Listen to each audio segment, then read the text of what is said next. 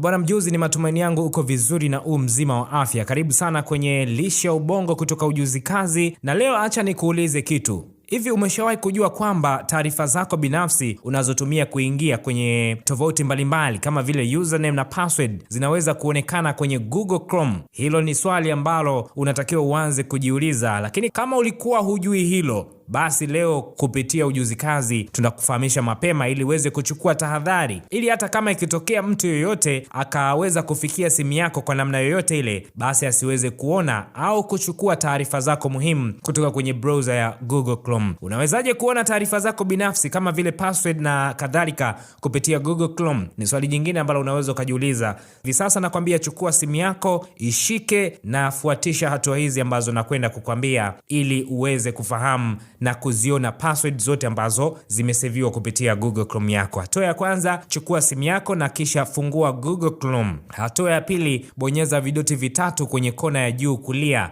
kwenye browser yako ya Google Chrome. Hatua ya tatu, nenda kabonyeze sehemu iliyoandikwa settings. Hatua ya nne, nenda kabonyeze sehemu ambayo imeandikwa password ama password manager.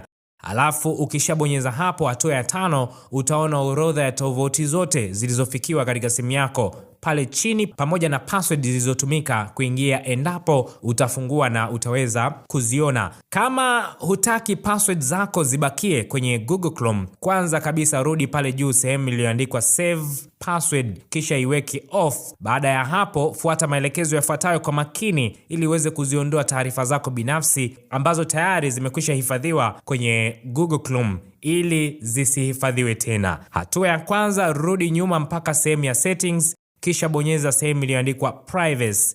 Alafu nenda kabonyeze sehemu iliyoandikwa clear browsing data. Hatua ya tatu, nenda kabonyeze sehemu iliyoandikwa advanced, kisha shuka chini, bonyeza sehemu iliyoandikwa all time. Hatua ya tatu, nenda kabonyeze sehemu iliyoandikwa advanced, kisha shuka chini, bonyeza sehemu iliyoandikwa all time. Hatua ya nne, nenda kabonyeze sehemu iliyoandikwa saved passwords. Hatua ya tano, nenda kabonyeze sehemu iliyoandikwa clear data. Hapo utakuwa umemaliza kabisa. Mwisho kabisa, kama unaingia kwenye tovuti yoyote ile kwa kutumia simu au kompyuta ya mtu, Ujuzi Kazi tunakushauri usikubali kusave password yako, maana itakuja kuonekana kwenye Google Chrome endapo kama simu au kompyuta ya mtu huyo itakuwa on kwenye sehemu ya save password. Pia tunakuomba kila unapotaka kutoka kwenye tovuti ulioingia, basi kumbuka kulog out ili mtu mwingine asiweze kuingia na kuweza kupata taarifa zako. Hicho ndicho ambacho unaweza kufanya kupitia browser hii ya Google Chrome ili kuendelea kulinda taarifa zako ama kufanya taarifa zako ziendelee kubaki salama. Mimi naitwa Laurent Fanuel. Elimu hii imeandaliwa na Taji